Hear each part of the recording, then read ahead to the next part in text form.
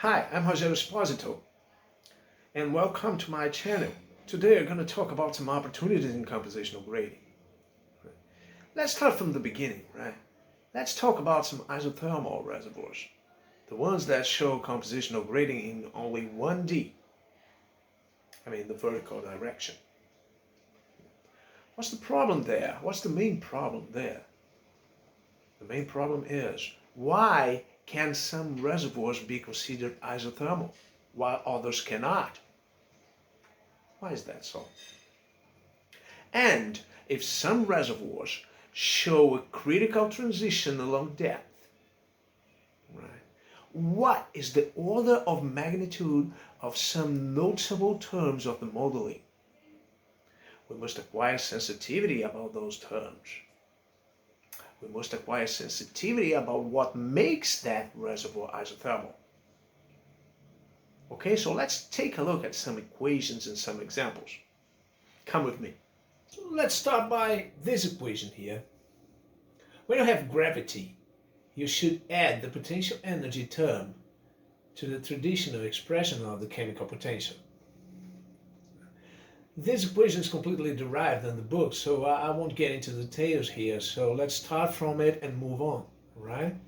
So if we just replace the relation between the chemical potential and fugacity here, then we just obtain the final set of equations one must solve in that case, the case of 1D and isothermal reservoir. Right? There are NC equations here, okay? And our NC variables are the NC minus 1 mole fractions at level Z plus the pressure at this level. We specify composition and pressure here at the reference level to calculate it at any other level of interest.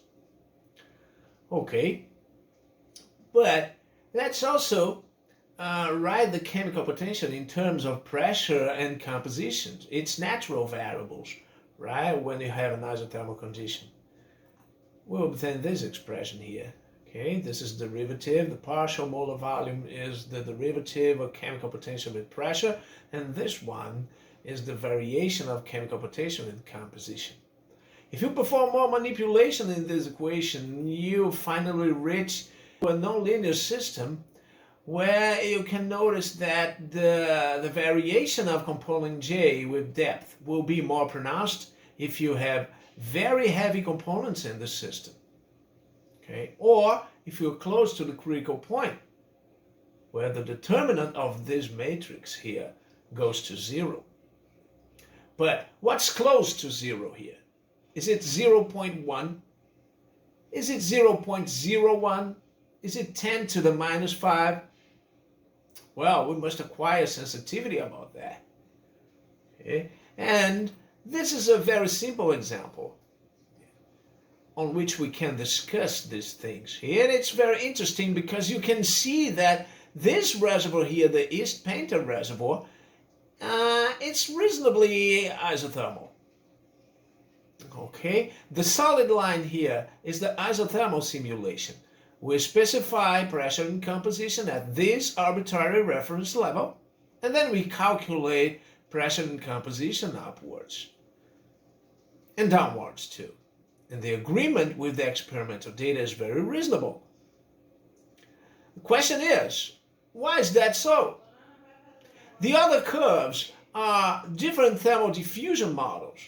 None of them perform very well, not better than the isothermal condition. So why is this reservoir isothermal, right? And what is the order of magnitude of this term, the determinant of this matrix, along depth? When I talk more about compositional grading, please get the book, take a read of it, send your questions. I'll be happy to answer them and generate more opportunities for us all. Thanks.